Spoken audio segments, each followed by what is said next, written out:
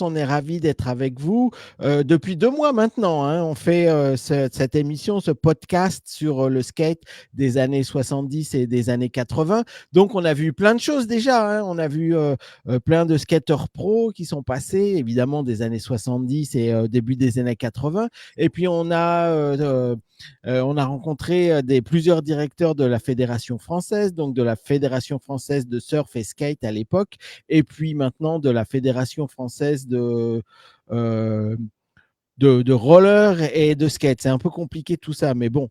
On a également rencontré des fabricants de planches de l'époque, bien sûr, avec Gérard Almuzara. Et puis la semaine dernière, on a été également avec des fabricants de roues, avec Marc Vauzon-Denis. Alors, ce qui nous manquait maintenant, c'est de parler avec quelqu'un qui connaît un petit peu les chaussures de skate. Et c'est pour ça qu'on a demandé à Franck Boistel, qui est là avec nous aujourd'hui. Bonjour Franck. Salut. Alors, juste une question, parce qu'en fait, nous, on fait ça en français, parce qu'on est français, évidemment, mais on est tous les deux en Californie, quoi. Ouais, tout à fait. Donc, pour nous, il est 9h01 du matin. Donc, c'est bien. Donc, Franck, vous allez le voir, il a fait vraiment plein de choses. Donc, c'est un Français qui vit aux États-Unis depuis 25 ans. Il va nous en parler, hein. C'est un créatif. Il est designer de chaussures de skate, de snowboard et de footwear en général. Il a travaillé pour Roturo et Etnies. C'est pour ça qu'on lui a demandé de venir et de nous raconter un petit peu comment on fait des chaussures de skate et pourquoi on fait des chaussures de skate et qu'est-ce qui se passe. Je voulais vous dire également que malheureusement aujourd'hui Thierry il n'est pas là. Il sera là la semaine prochaine, mais bon il est avec nous de tout cœur. Donc si tu nous écoutes, on est là et tout va bien. On va pouvoir assurer pendant les 45 minutes qui nous restent. Et puis, ce que je voulais vous dire également, c'est qu'on est en direct, hein, n'oubliez pas. Donc, si vous avez des commentaires à nous faire ou si vous avez des questions à nous poser au sujet des chaussures de skate, parce que là, c'est le moment avec Franck. Donc, on va aborder tout ce thème et surtout tous les pros avec qui il a travaillé. Alors, on va en parler. Il y a Templeton, Chad Muska, Eric Coston, Andrew Reynolds, etc., etc. Donc, il y a un paquet. Et on va lui demander comment il fait. Et a priori, je crois que chaque pro a un style différent. Et donc, on va lui demander comment ça se passe. Donc, voilà. Donc, Franck, merci beaucoup d'être avec nous aujourd'hui. Merci de m'avoir invité. Alors, la première question, c'est toujours comme ça qu'on commence. Comment tu as connu le skate? Par quoi tu es venu au skate? Pourquoi? Raconte-nous un petit peu. Écoute, moi, ça a commencé, je devais avoir 8, 10 ans. Il y a eu un engouement pour le skate à cette époque-là. On avait tous des petites planches en plastique Banzai, tu sais, avec. Donc, on a commencé comme ça à dévaler les pentes de mon quartier à Sautron, à côté de Nantes. Et puis, petit à petit, on a entendu parler d'une rampe magnifique au centre de Cré. Donc, c'est un shopping center à Nantes. Et il y avait une rampe extraordinaire. Elle faisait 5 mètres de haut, 5 mètres de large, sans plat, évidemment. Et là, on a vraiment commencé à faire de la rampe, quoi, hein, à faire des kick turns et en essayant de faire des front side air, des back side air. Et puis, j'ai continué à skater au skatepark de Lorient. Oui, c'était Lorient, Nantes, il y avait un skatepark. Attends, le skatepark, il était à Lorient ou à Ah Nantes? non, Lorient, c'était le plus proche skatepark. C'est à Ah, 2 heures de et route. donc, c'est pas le Il y avait skatepark un qui avait magnifique skatepark en béton. ouais, avec des extensions en plexiglas, c'est ça? C'est ça, il y avait une rampe Ah, sans oui, plat, en ouais. béton, avec les extensions en plexi. Et il y avait un snake qui amenait un bol qui était superbe. Non, c'était un superbe endroit. Et j'ai vraiment un petit peu continué à skater là-dedans. Et c'était super. Bon, c'était à 2 heures de route, donc ma mère nous amenait en voiture, mais c'était pas toujours facile. Donc voilà, il y a eu cette période-là. Après, j'ai toujours plus ou moins skaté. Euh, mais ce qui m'a renforcé dans le skate, c'est la rencontre avec Platoon, donc Alain Ouais. Montigné à Cholet.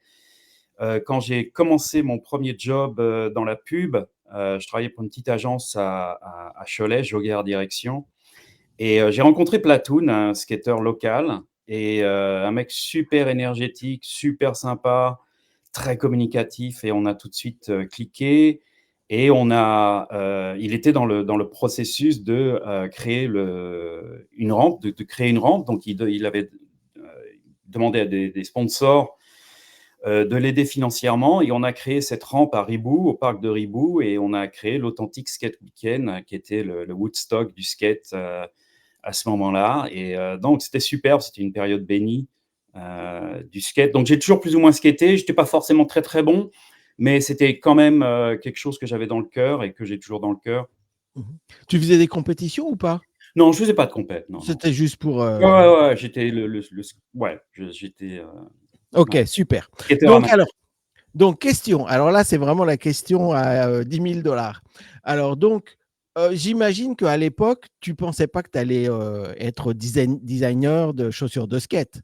Je n'ai jamais imaginé ça. Jamais. Alors, raconte-nous un petit peu. Donc, tu travaillais en tant que. Tu faisais du marketing, c'est ça? Non, non. Raconte-nous un petit peu comment tu as commencé à travailler. Pas le skate, mais comment tu as commencé à travailler? Eh ben, moi, j'ai fait des études de graphiste, en fait. Ah, Donc pas j'ai fait marketing, donc graphique. non, non, Ok. graphiste. Et Ouais. donc mon premier job, c'était, j'étais graphiste, dans cette agence de pub à Cholet. Et puis, d'année en année, j'ai travaillé 10 ans dans la pub en France avant de déménager aux États-Unis. Hem, donc j'ai travaillé dans la pub et après donc ça m'a amené chez Etnies, Ouais.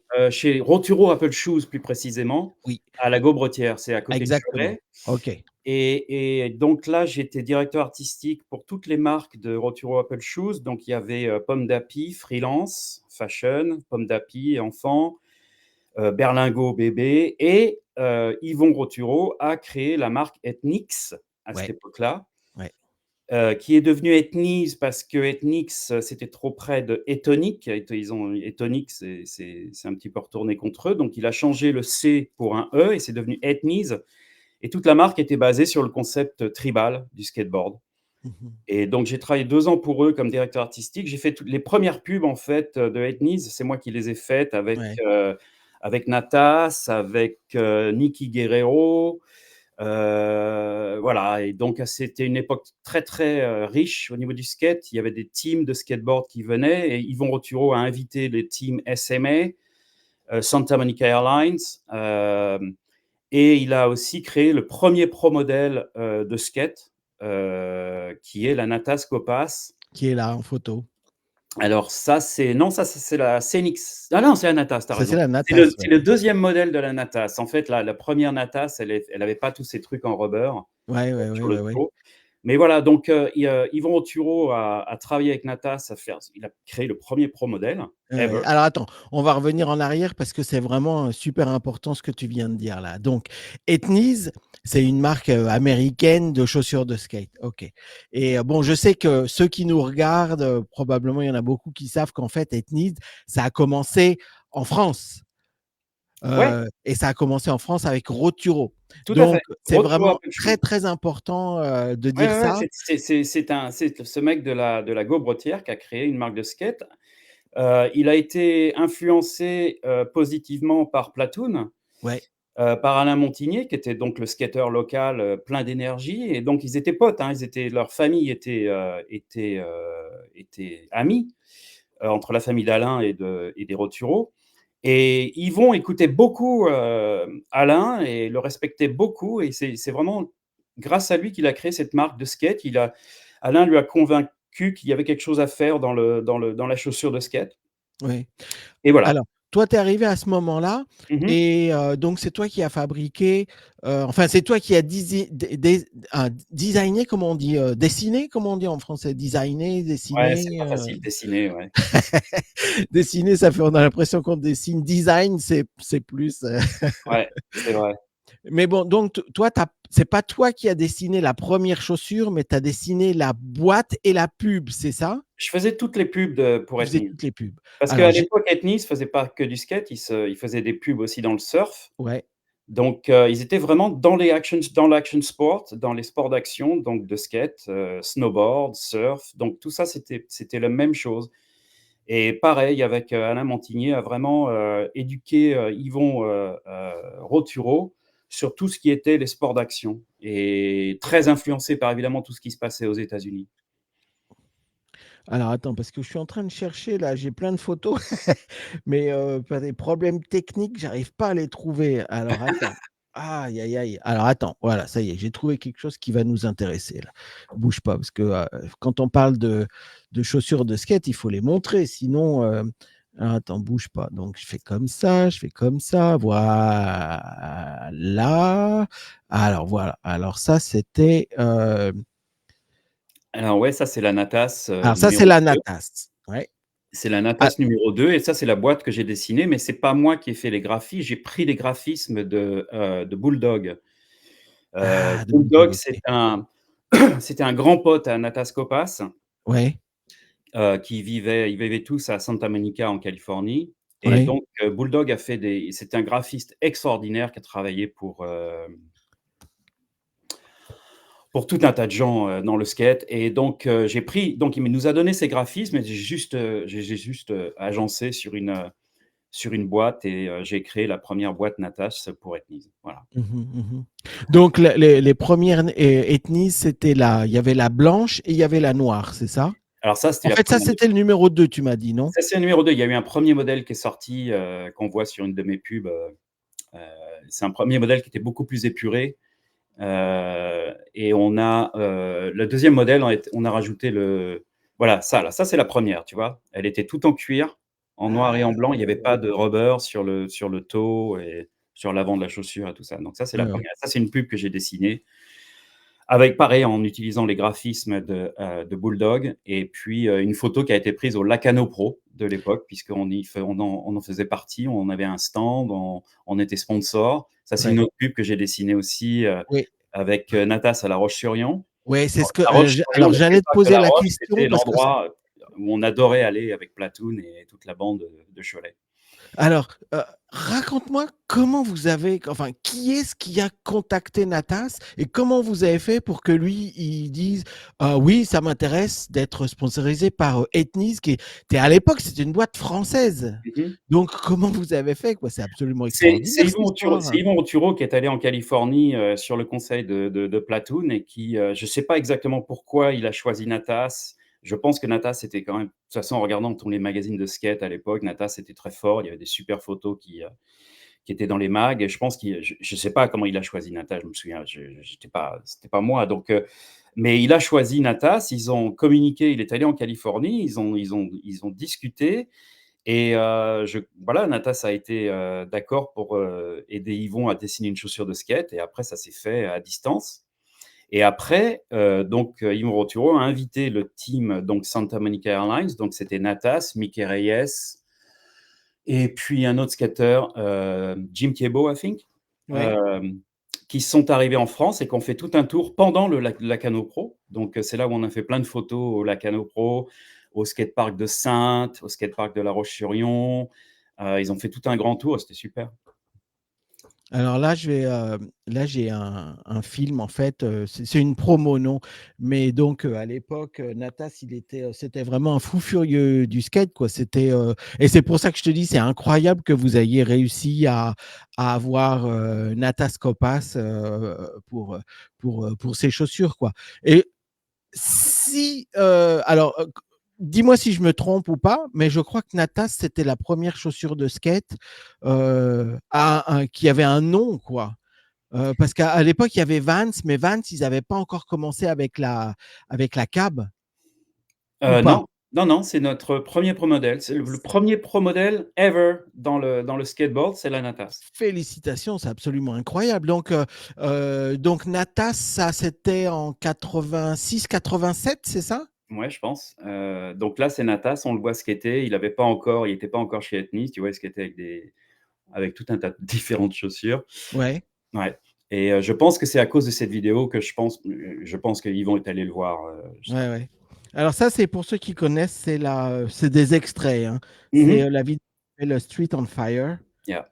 avec, Natas et Superbe vidéo. Moi, je sais que quand on le voit skater, Natas, il a un style magnifique. Il est c'est super, ouais, super ouais, ouais. créatif. Alors même avec 30 ans de recul, parce que la vidéo maintenant elle a 30 ans, quoi, on s'aperçoit qu'il faisait des trucs absolument insensés, quoi. Génial, ouais, très, C'est vraiment. très, très fun. Yeah. Ouais, ouais, ouais, ouais. Ok, donc Natas. Ok. Alors la Natas, donc c'est pas toi qui l'a dessiné. Non, non, non, je dessinais pas de chaussures à cette époque-là. J'étais graphiste, directeur artistique, donc je faisais toutes les pubs, les stickers, tout ce qui est les marketing collaterals, comme on dit, Ouais. quand tu es dans une boîte, quoi. Et Et je donc faisais pas ça que pour Ethnie, je faisais ça pour toutes les autres marques de Roturo, de donc Roturo. Freelance, Pomme d'Api, je faisais des, ouais. Et donc tu es resté 10 ans chez Roturo, c'est ça? Non, non, non, non, non, j'étais 10 ans dans la pub Ok. et ça a été, on and off. J'ai été 2 ans chez Roturo Apple Shoes. Je suis retourné dans une agence de publicité Joguer Direction. Après, je suis allé chez Catimini, les vêtements pour enfants. J'étais le directeur artistique pour les marques de Catimini. Donc, il y avait pas, c'est pareil, il y avait plusieurs marques. Il y avait Patch à Gogo, alors complètement différent, des vêtements pour enfants, tout ça. Non, j'ai fait mes armes en fait de graphiste et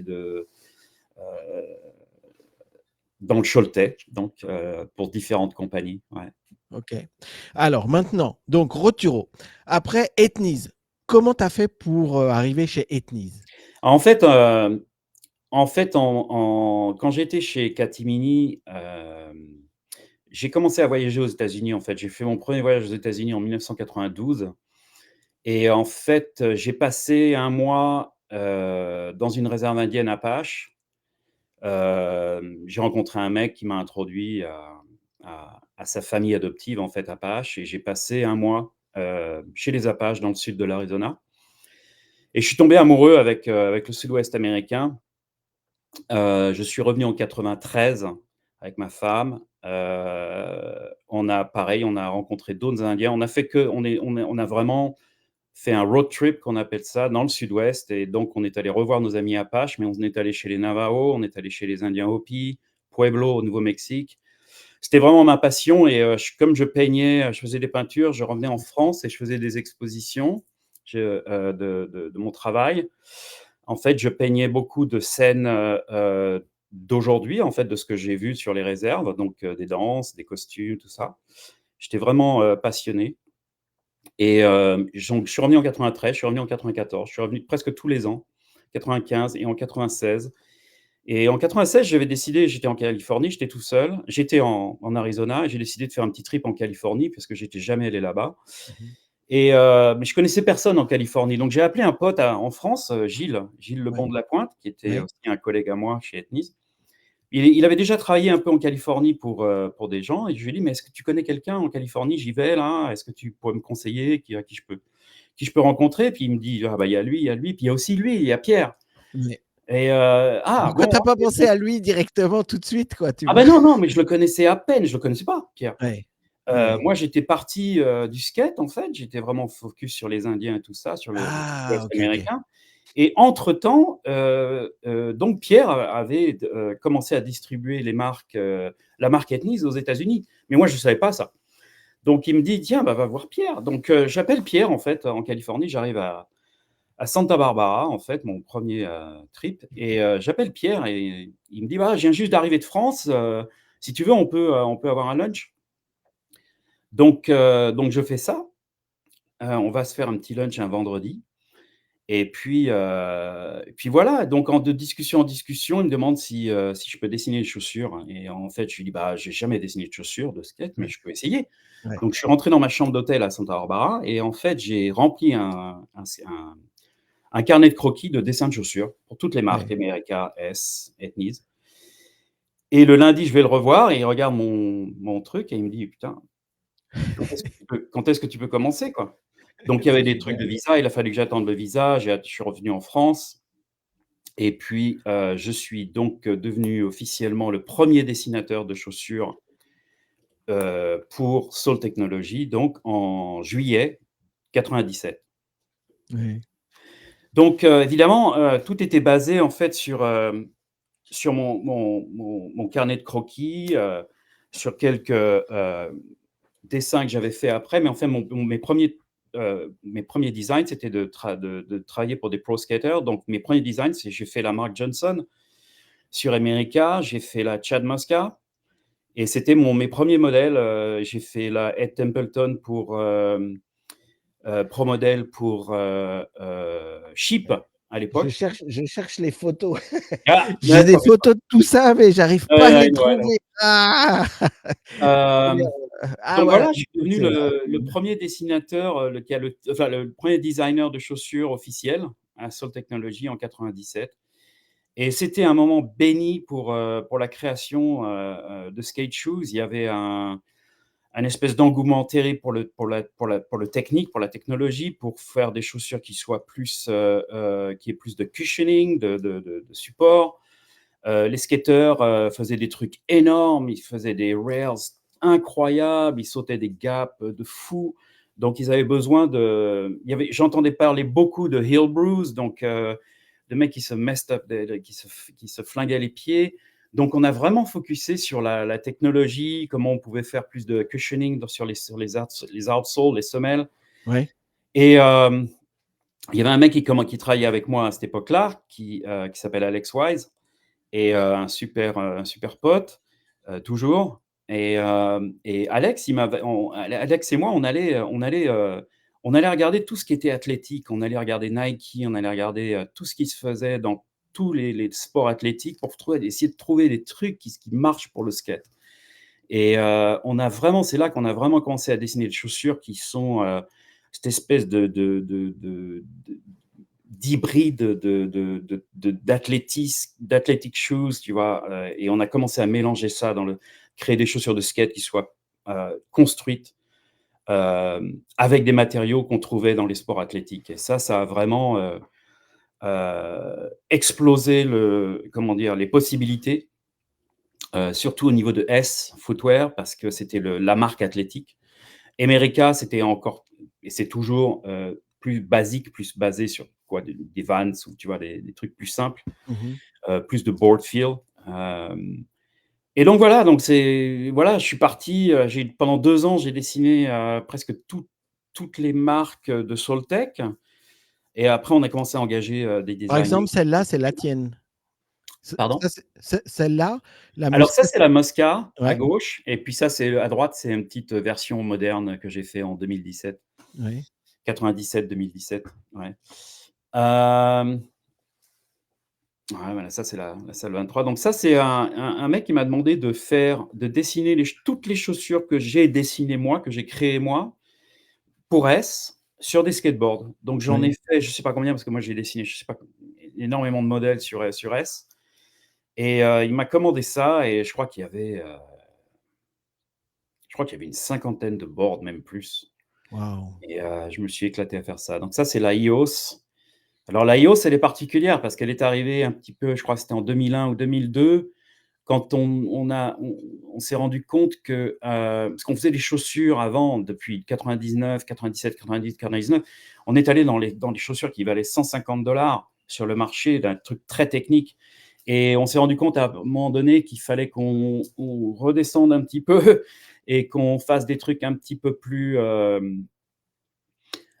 simplifié. Il y avait toujours la Axel qui marchait toujours bien et qui marche toujours bien aujourd'hui, et qui est cette chaussure un peu simple. Et donc, on a dessiné la EOS, qui était un petit recalage sur des choses un peu moins chères aussi. Et puis, voilà, donc il s'est passé tout un tas de choses. Je suis resté 9 ans à Salt Technologies, Ouais. et on a créé énormément de choses.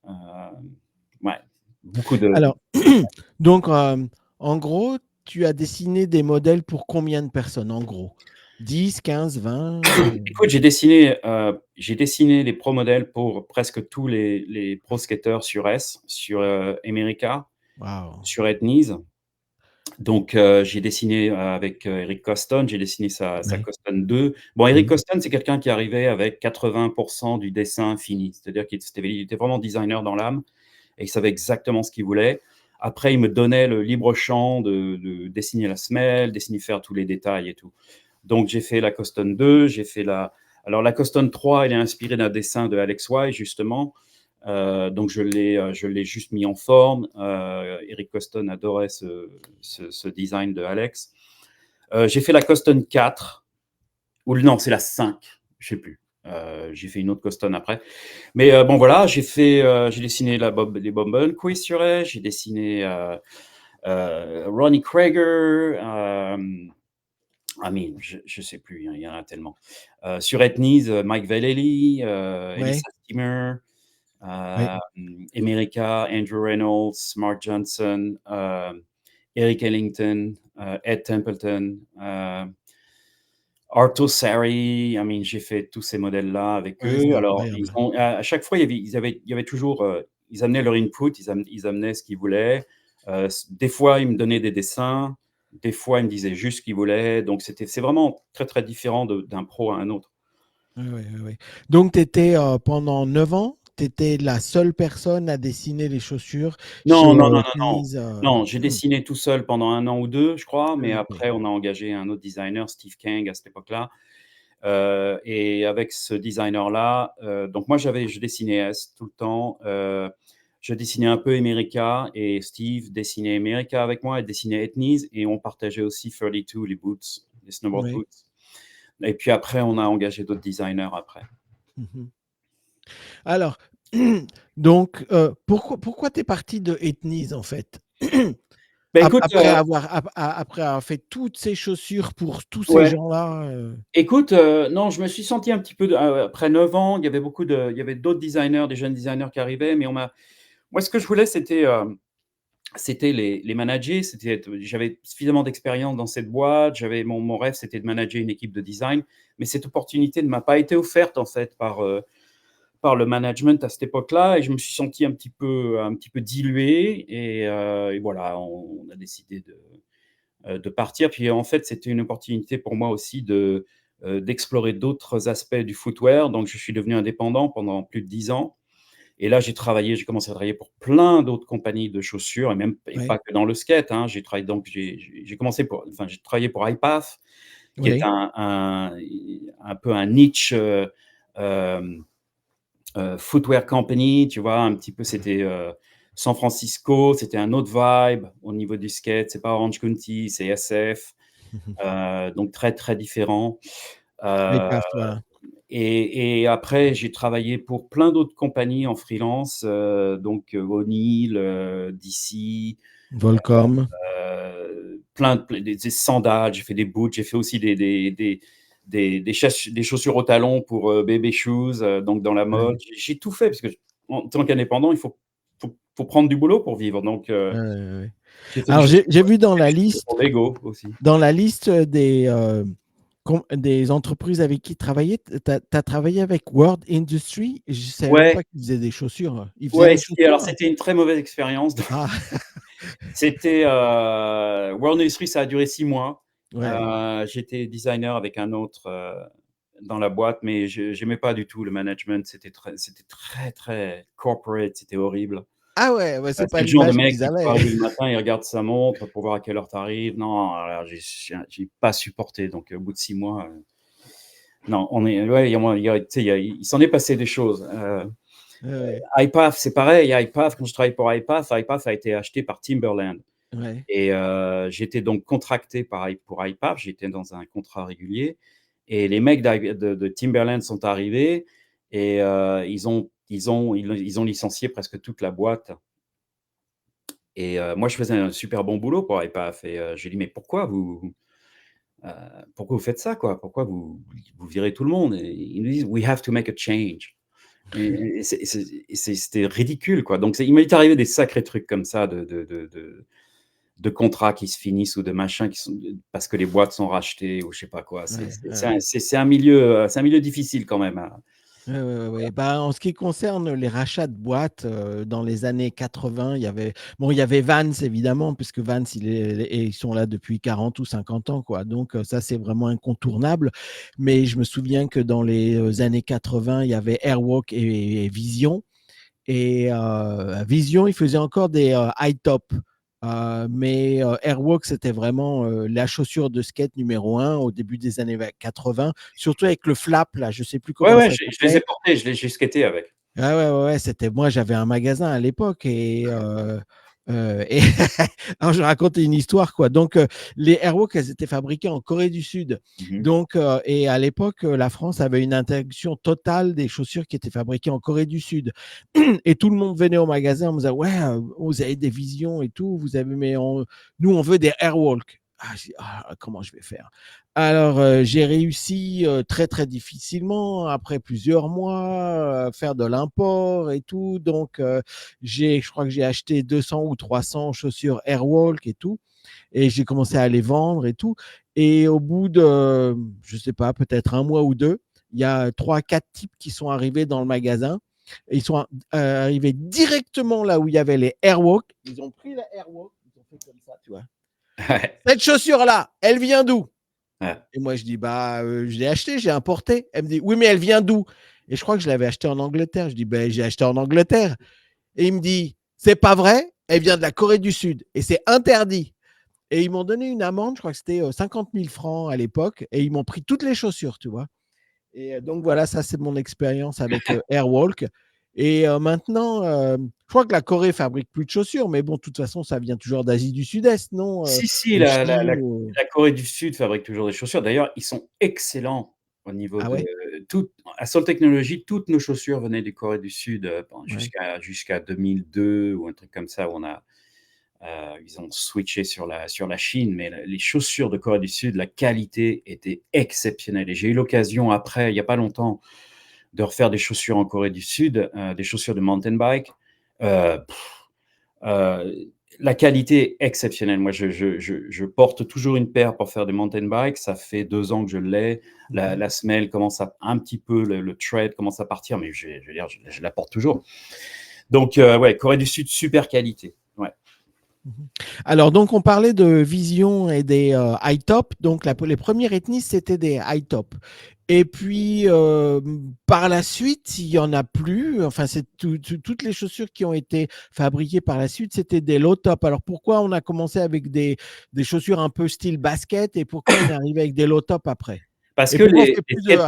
les Ouais, skateurs vers 93-94, ils ont commencé à couper ouais, au ciseau la half cab. les high top. Ils les coupaient au ciseau, ils mettaient du duct tape.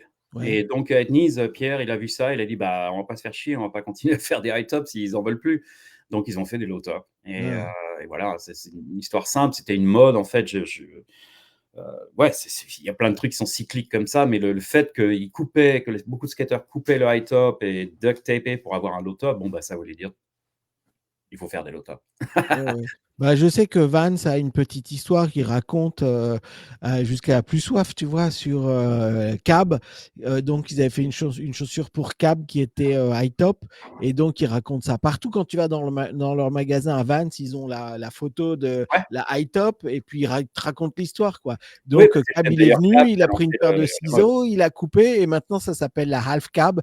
Et ça fait 30 ans que ça existe et ça C'est doit ça. être une des plus grosses ventes de Vans de tous les temps, Bah, j'imagine, écoute, non? la Half Cap, c'est une super pompe, hein, moi j'adore. Ouais, ouais, ouais. Pour le skate, Elle a changé depuis 30 ans ou c'est toujours la même? non, c'est la même. C'est incroyable, c'est incroyable, hein. Mmh. Donc, on va revenir très très rapidement sur Ethnis. Donc, il y avait plusieurs marques. En fait, c'était Soltech, mais bon, il y avait plusieurs marques. Il y avait Ethnis, il y avait ES, Emerica. Donc, la différence entre pourquoi toutes ces marques, pourquoi une seule marque Ethnis, c'était pas suffisant? Alors, écoute, quand Pierre, en fait, est arrivé aux États-Unis avec les droits de distribuer la marque Etnies des Roturo aux États-Unis. Donc il a fait ça pendant quelques années. Il a galéré et au bout d'un moment, il a commencé à être profitable. Et à ce moment-là, Yvon Roturo a décidé de vendre Etnies, la marque. Donc il y a eu plusieurs compagnies intéressées, notamment Nike. Mhm. Et finalement, Yvon a décidé de vendre à Pierre-André. Ouais, Donc Pierre-André alors pendant ce processus où la marque a été gelée en fait, puisqu'elle était en vente, Pierre ne pouvait plus vendre Etnies et il a créé Etnies America et c'est devenu Emerica. mhm. Emerica. Et il a créé aussi entre-temps la marque S Footwear parce qu'il avait envie de créer un truc un peu plus athlétique. Il avait envie de forager un peu dans. Il a eu cette idée de faire une marque plus athlétique. Donc, quand il a racheté la marque Etnies, il s'est retrouvé avec Etnies, il s'est Ouais, retrouvé avec Imerica et ouais, S. ouais, Et il y OK. avait Sheep aussi, qui était le vegan shoe brand de Ouais, l'époque, qui a été initié par Ed Templeton. Ed Templeton voulait skater des pompes qui étaient vegan, c'est-à-dire qui étaient avec du matériau recyclé et recyclable. Donc il y avait tout ça. Euh, et c'est là où je suis arrivé. Donc, en fait, ouais, moi, je suis arrivé à point. En fait, quand j'ai déjeuné avec Pierre, il arrivait de France avec la marque Ethnis dans la poche. ouais, Donc, perspective de fou. Moi, j'arrive, ancien Ethnis, directeur artistique, donc lié à la marque émotionnellement, tout ça. Et c'est là où on a cliqué. Donc, alors, Emerica, c'était la marque un peu core, ce qu'on appelle core skate. ouais, C'est-à-dire simple, efficace, board feel, tout ça. S, c'est devenu la marque athlétique, donc avec pas mal plus de cushioning, plus de technologie. Et Etnies a été la marque de skate un peu core aussi, mais plus grand public. ouais, Mais tout ça, c'était un système de distribution. Tu avais une marque America qui était plus dans les core shops, Etnies était plus dans les malls. S était dans les core shops aussi, mais donc voilà, donc c'est tout, c'est comme ça. Soul Technologies, c'est une compagnie qui s'est diversifiée très très tôt en fait, avec toutes ces différentes marques et qui ont pu taper dans différents aspects du skate. Donc c'est une marque super authentique, une compagnie super authentique de skate et jusqu'à maintenant, puisque ça fait 30 ans, plus de 30 ans que ça existe. Et Pierre n'a jamais vendu sa ouais, compagnie, sauf il l'a vendu dernièrement, ouais, mais dernièrement. c'est bien pour lui. Mais, mais Ah, après 30 ans, c'est bien. il est toujours accroché comme un malade. Il a eu l'opportunité de vendre avant, mais il a toujours refusé. C'était son bébé et c'est Ah ben, vraiment respectable. c'est vraiment ça qu'on apprécie avec Ethnis, quoi, parce que donc ça vient vraiment de skateurs. D'abord, c'est C'est ça. Cocorico pour nous les Français, quoi, parce que Oui, oui, tout à fait. franchement, on le répète encore, mais ça vient depuis la France, quoi. Les premières chaussures Ethnis, elles ont été conçues en France et elles ont ensuite été distribuées aux États-Unis. Mais donc Cocorico. Et puis bon, bah, le propriétaire de Ethnis, d'America, tout ça, c'est quand même un Français, même s'il est venu aux États-Unis il y a une Un trentaine Français, d'années et il champion s'est du monde. installé. Mais et Champion puis du toi monde et aussi, champion quoi, tu d'Europe vois. de freestyle, hein, Pierre, respect. Ouais, ouais, ouais. Alors, respect à tous les deux, à toi aussi, parce que, alors, bon, moi, c'est pareil, j'habite aux États-Unis, mais ça me paraît incroyable qu'avec la concurrence américaine, tous ces Américains, que Ethnis devienne une entreprise aussi importante avec deux Français à la base, quoi, parce qu'il y a toi qui dessinais les chaussures et Pierre-André qui s'occupait de la boîte, quoi. Et puis, Tu il ne faut vois. pas oublier Don Brown, hein, qui est Oui, tout donc à fait, oui. le chef.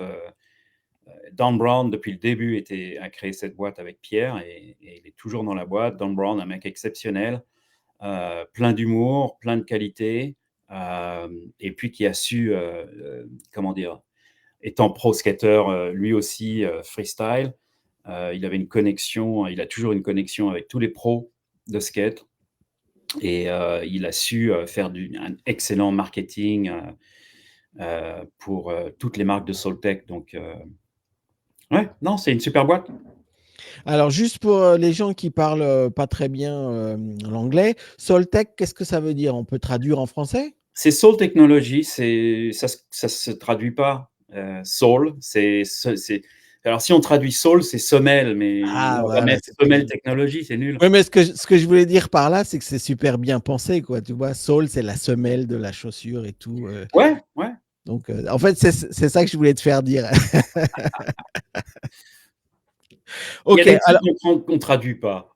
oui, je sais qu'on traduit pas, mais bon, c'est pour dire que celui qui a inventé ce mot-là, je sais pas qui est-ce qui est venu avec l'idée, mais c'est une super idée, quoi. Et ce que je voulais dire, c'est que pour les Français qui forcément comprennent pas pourquoi ça s'appelle Soltech ou d'où ça vient, ben voilà, quoi. Sole, c'est la semelle de la chaussure de skate, quoi. Alors, Donc, tu parlais qu'il y avait différentes types de chaussures. Est-ce que tu peux me parler de la composition? J'ai vu qu'il y avait des STI Foam ou du Kachu 400 NBS. Tu peux nous parler de ça? C'est quoi la différence? Oui, écoute, le 400 NBS, c'est une forme de rubber, de gomme, qu'on utilise dans le skate, qui est pas trop dur, qui est pas trop soft et qui est parfaite, en fait, pour le grip du skateboard. Donc ouais, mais une chaussure de skate, ça n'a pas beaucoup changé en 30 ans, hein. Ouais, c'est incroyable. C'est-à-dire qu'on peut créer des trucs et je l'ai fait, des trucs de fou avec des technologies, de midsole, donc de foam, plein de choses. Mais je veux dire, la base, c'est d'avoir une semelle qui est une super traction, hein, un super grip, hein, sur le skateboard et Ouais, on and off skateboarding. Donc, il y a pas, je veux dire, il y a pas de formule. Hem, il y a une formule, il faut que ça grippe. Après, ça dépend pourquoi tu dessines la chaussure de skate. Si tu as mhm, besoin de cushioning parce que c'est une chaussure de skate de street où tu sautes pas mal de gaps ou c'est ce qu'on faisait avec Chad Mosca et d'autres choses que j'ai dessinées. Ces chaussures étaient assez énormes parce que le mec, il sautait des gaps énormes. Donc, ouais, il avait besoin de beaucoup de cushioning quand il land, ou quand il bail, tu vois, quand il ratait son trick. Donc, ça dépend. Il y a des chaussures aussi qui sont très simples, qui n'ont pas beaucoup de cushioning pour avoir plus de board feel. Euh, il y a pas de formule. Les meilleures chaussures de skate du moment, c'est toujours des chaussures qui sont faites en suède, en cuir retourné, ouais. avec peut-être un peu de synthétique, mais qui sont très simples. Bah, Euh, moi, je te montrais, ça c'est ma chaussure. Je fais pas beaucoup de skate malheureusement, mais ça doit ouais, faire mais plusieurs ben années voilà, que je l'ai, tu vois. mais Elle voilà, est il y a encore pas en bonne. besoin, Alors, pas la besoin seule de, chose, c'est que c'est les lacets, je suis obligé de les changer tous les mois. ouais, ouais, il y a pas besoin de. Ça dépend des cas de figure. Moi, je dirais qu'il y a autant de chaussures de skate qu'il y a de skateurs. Ouais, Et tout est possible, hein. Moi, j'ai vu Tom Penny skater dans une paire de, c'était quoi? Une Timberland ou je sais plus quoi, voilà, il skatait dans une grosse paire de boots, voilà. Et moi, j'ai un pote, que je suis en ligne qui était très pote avec Tom Penny d'ailleurs. Il skate, tous les jours et il skate dans des boots. ouais. Des boots! Tu vois? Avec un talon et tout, quoi. Donc Waouh! donc voilà, donc je veux dire, mais Tom Penny, quoi. Tom Penny, il a skaté dans des boots. Tom Penny, c'est le dieu. Bon. Donc voilà, donc je veux dire, il y a pas de règle. Moi, je trouve que c'est là où le skate est super créatif. C'est que je crois qu'on n'a pas fini d'explorer ce qu'on peut faire. Et on peut aussi revenir à des choses très simples, comme des Vans, comme la Axel sur S, qui est un modèle voilà, qui est super intemporel. Voilà. Ok. Ouais. Alors, ce qu'on voudrait dire également, c'est que c'est vrai qu'il y a de moins en moins de skateurs qui ont des chaussures à leur nom, mais ça continue. Et puis, encore une fois, Cocorico, parce qu'on a un Français également qui est sponsorisé par Ethnie, c'est Aurélien Girard, c'est ça? René Giraud. Giraud, ouais, ouais, c'est ça, c'est ça. Donc lui, il est plutôt street ou je crois qu'il est plutôt street, non? Non, non, c'est un skateur incroyable, hein.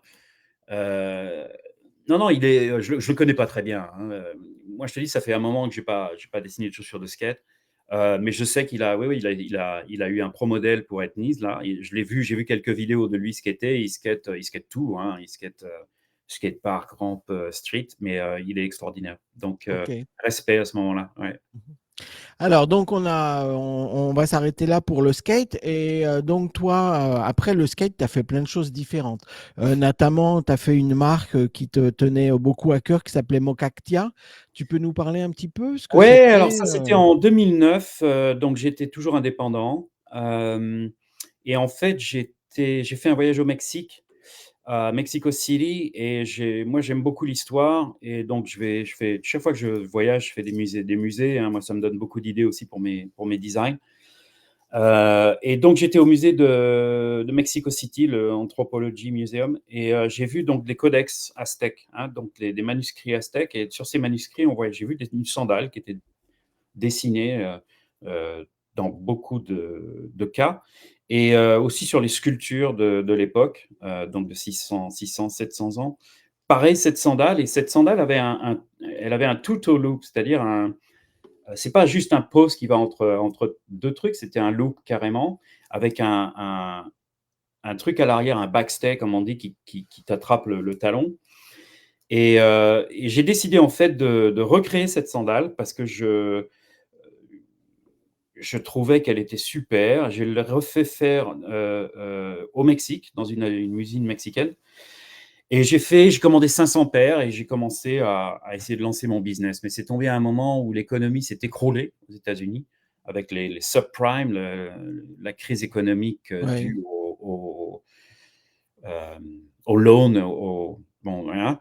Donc, j'ai pas eu de sponsor, j'ai pas eu d'investissement en fait dans ma marque. J'ai cherché longtemps, j'ai fait des pitch competitions, chercher des investisseurs. Donc, ça n'a pas marché, donc j'ai laissé tomber. Mais pour moi, c'était un truc qui me tenait à cœur parce que c'était vraiment ramener un modèle de chaussure hyper efficace parce que c'est une sandale qui te tient au pied super bien, qui est très aérée, qui est parfaite pour tous les climats chauds autour de la planète. Et donc, j'étais super fier de ramener ça. Et voilà, c'était une aventure d'entrepreneur. J'ai été mentoré aussi par une compagnie à San Diego qui m'a aidé à créer mon business plan et tout ça. Donc, c'était une aventure intéressante. Et là, je suis en train d'essayer de lancer une marque de chaussures de hiking à Sedona. Ça Mhm. s'appelle Sedonas, on les voit là. Oui. Donc, en fait, j'ai remarqué, parce qu'il y a près de 4 millions de touristes qui passent à Sedona tous les ans. Waouh, c'est énorme. Et la plupart, 70%, ne portent pas de hiking shoes. Et quand on va à Sedona dans les trails, ben, on se rend compte qu'il faut des hiking shoes parce que c'est Oui. quand même des trails très, très, très spéciales qui peuvent être difficiles. Et donc, j'ai envie de créer une chaussure de hiking qui soit légère, ventilée, qui soit pas chère. Et voilà, c'est ce que j'essaie de créer. Là, je cherche des investisseurs pour lancer cette marque. Le produit est prêt, les usines sont prêtes, elles attendent que je fasse le premier lancement. Donc voilà, j'en suis là. J'ai toujours cette envie d'être entrepreneur et de lancer ma marque de chaussures. Euh, c'est un truc que j'aimerais bien faire. Ouais, bah, c'est un bon concept, donc tu devrais pouvoir trouver. C'est un très bon concept. Maintenant, ouais, peut-être que je suis pas fait pour Internet. Non, mais tout est difficile, tu sais. Et puis, il faut avoir le bon moment, quoi. Par exemple, Voilà, mais je fais confiance dans l'univers et à ma bonne étoile, on verra. Mais je ne suis pas le mec qui va forcer, j'aime bien que les choses s'alignent euh, voilà, dans la bonne temporalité, comme on dit. ouais. Alors, s'il y a un investisseur qui nous écoute, où est-ce qu'on peut te contacter Eh sur bien, à travers toi, tu LinkedIn leur donneras ou... mon email. Ok, tout à fait. Oui, oui, tout à fait. Ouais, ouais. Tu as également une page sur LinkedIn, non, au cas où, si Voilà, les ouais, ouais. gens veulent regarder, donc pour voir et pour te contacter. Et puis, bien entendu, donc, si vous avez de l'argent pour investir dans ce genre de chaussures, bah, vous pouvez toujours me contacter et puis ben, on fera passer le message. Voilà, super. Bon, donc pour terminer, il y a aussi deux, trois petites choses dont j'aimerais te parler. Donc en fait, quand on a commencé, toi, tu nous as dit que tu es venu aux États-Unis parce que tu étais très, très intéressé par tout ce qui est amérindien. Tu Mhm. peux nous raconter rapidement, Oui, tu fais de la peinture, c'est ça? oui, oui, je fais des peintures, donc, mais je peins depuis que j'ai l'âge de 18 ans, un truc comme ça. Donc je peins, j'ai tout le temps peint dans ma vie, j'ai tout le temps dessiné, évidemment, comme graphiste, c'était mon job. Donc je me suis lancé dans la peinture, en fait, vraiment, après ce voyage de 1992 où j'ai passé un mois dans les réserves indiennes en Arizona, où là, j'ai vraiment eu un flash avec les couleurs des costumes pendant les danses. Là, ça m'a donné vraiment envie de peindre. Et c'est là où j'ai vraiment percé à ce niveau-là. Mais c'est un truc que je fais toujours. Et en fait, ce que j'aime, c'est peindre. J'adore être au contact de mes amis indiens parce que j'y retrouve un peu de ma culture. On a toujours ma culture française par rapport à l'histoire, le respect de l'histoire, le respect de la famille, des anciens. Je retrouve ça avec mes amis indiens. Et donc j'aime beaucoup peindre leur quotidien de maintenant. Hein. Je suis pas quelqu'un qui va peindre le passé encore avec nostalgie, avec les plumes et tout ça. Enfin, c'est pour moi, je me sens un petit peu documentaliste des Indiens aujourd'hui. Et il y a des choses superbes qui se passent dans les réserves, il y a des choses moins bien, mais il y a beaucoup de renouveau. Par exemple, dans les réserves indiennes, beaucoup de jeunes se mettent au skate, mais ça fait une dizaine d'années déjà, au lieu de se mettre au basket, qui était le sport prisé dans les réserves indiennes. Maintenant, les jeunes, il y a des skateparks qui sont construits dans les réserves indiennes et ils se mettent à skater. Je trouve ça super parce que le skate, c'est vraiment un truc qui résonne beaucoup avec les jeunes Indiens eux-mêmes parce que c'est ce sens de liberté, ce sens d'indépendance qu'on peut ressentir en skatant, ce sens du dépassement de soi. Et les jeunes Indiens ont vraiment besoin de ça parce que c'est dans leur culture de se dépasser. Donc voilà, moi je vois très très bien pourquoi il y a une corrélation avec leur culture et l'adoption du skateboard parce que c'est complètement en phase. Voilà, donc je trouve ça super. Donc j'aime beaucoup, je passe beaucoup de temps dans les réserves. Toujours aujourd'hui, je vais chez les Hopis. Je suis à 2 heures de route de la réserve Hopi. Et, j'ai de très bons amis là-bas. Et on va regarder, on va dans la nature, dans la réserve, on va regarder les pétroglyphes et les pictographes qui sont dans les roches, qui ont 1000 ans, 1500 ans. On va voir des danses, c'est fantastique. C'est des gens superbes qui survivent. Et, qui ont beaucoup à nous apporter. Et moi, ça me reconnecte avec la nature et avec un vrai sens de l'existence sur cette planète. Donc, moi, j'aime ça et ça m'empêche pas de faire des choses modernes et de dessiner des chaussures modernes à droite et à gauche. Mais c'est bien d'être ancré dans la Terre, sur cette planète, avec son histoire, avec ses gens, avec ses cultures. C'est très important de Mhm. rester ouvert. Alors pour terminer, on va parler, tu as également écrit un livre qui s'appelle Soul Explorer, c'est ça? Ouais, donc c'est Soul Explorer, c'est un petit bouquin que j'ai édité, en fait, où je raconte un petit peu mon histoire, mais aussi je montre plein de designs qui n'ont jamais été faits à Soul Technologies, donc des designs non Mhm. commercialisés. Donc, je trouvais ça intéressant de montrer un petit peu mon travail, comment j'ai évolué aussi dans mes dessins, parce que mes dessins au début étaient pas très proportionnés. Par contre, il y avait tous les éléments pour faire un bon échantillon. Mais après, j'ai vraiment appris en 2-3 ans à faire vraiment du dessin, je dirais, de chaussures académiques. Hein, parce que moi, je n'ai pas de formation académique au niveau du dessin de chaussures. Donc j'ai appris aussi avec les autres designers qu'on engageait, qui avaient eu une formation académique aux États-Unis comme dessinateur de chaussures. Donc j'ai beaucoup appris d'eux. Mais voilà, non, c'est super. Donc le livre, où est-ce qu'il est disponible? Il est sur Alors, il est Amazon? Soul Explorer, il est disponible sur Amazon et sur Blurb, B-L-U-R-B Ah, je connais, .com, ouais. blurb.com. Alors c'est un bouquin qui est un peu cher si on veut le livre, parce que c'est un truc que j'ai fait comme ça, j'ai pas tellement réfléchi, c'est un self-published book, comme on dit, Ouais. et ça coûte cher Ça online. coûte Donc, combien? bah, le livre, donc cartonné, ça coûte dans les $60. Donc, OK. mais on peut downloader le PDF. Oui, oui. Mais tu sais, c'est le livre, c'est ce que coûtent les livres. Par exemple, nous, on a commencé cette émission avec Thierry, parce que Thierry, il a écrit un livre en français sur le skate en France des 30 dernières années, quoi. Et le livre coûte plus de 40 euros en France. Et donc, aux États-Unis, quand tu veux l'acheter, ça coûte plus de 60 $. Ouais, c'est Mais ça. c'est un beau livre, c'est un livre cartonné, un Ouais. gros livre, Mais tu celui-là, vois. il est sympa, hein. C'est un Ouais. petit livre carré qui est sympa, qui est agréable, et il y a plein d'infos là-dedans. Donc, si vous voulez voir des designs, des dessins de chaussures qui sont jamais sortis sur le marché, faut acheter le bouquin. Ouais. Ok, donc notez bien, ça s'appelle Soul Explorer par Franck Boistel. Voilà. Et donc, soit sur Amazon, soit sur Blurb. C'est Blur, Blurb. Comment ça s'écrit comment? B-L-U-R-B. Ah voilà, Blurb. C'est Blurb. Mhm. Ok, très très bien. Ben écoute, Franck, merci beaucoup pour toutes ces informations que tu nous as données. C'était vraiment génial. Un petit mot pour la fin, le skate. Juste un petit mot pour la fin. Donc, moi, il y a quelque chose qui m'a jamais trop aimé, c'est que nous, depuis 20, 30 ans, 40 ans, quoi, on a construit le skate. Toi, tu as fait partie, tu vois.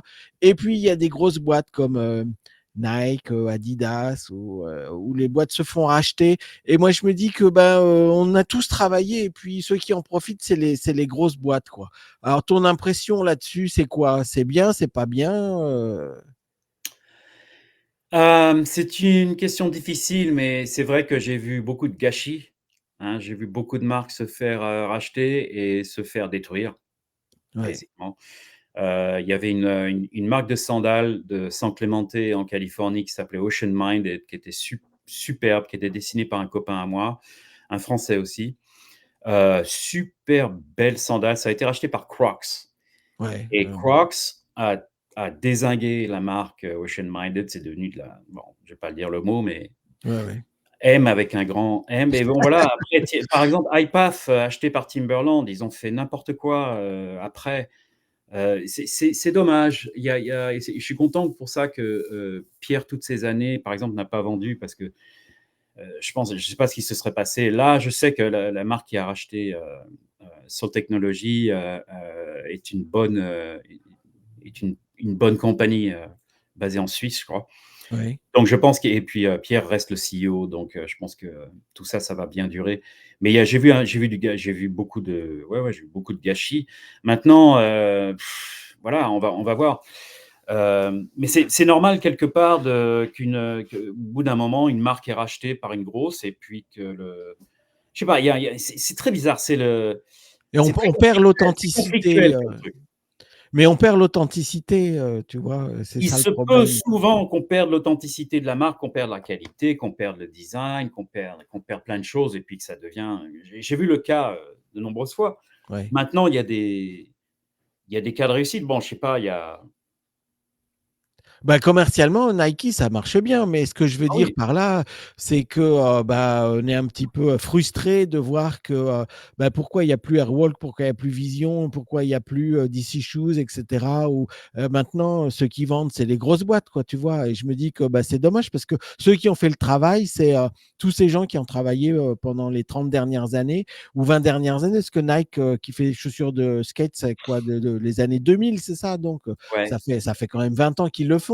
Mais bon, Nike au départ, ce que je veux dire, c'est que c'est pas des skateurs, quoi, tu vois.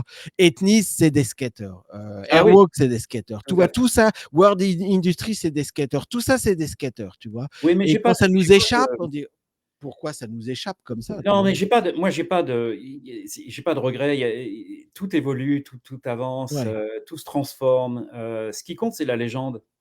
Heu, ouais, Airwalk ça a une légende, ça correspond à une certaine partie de notre vie. On a tous porté des Airwalk.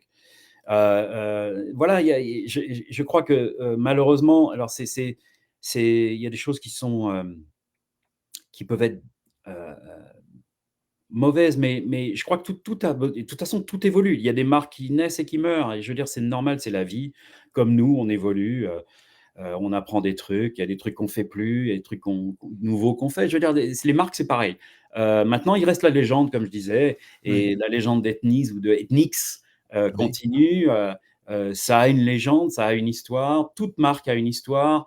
IPAF est en train de revenir sur la scène euh, maintenant, après 10 ans de hiatus.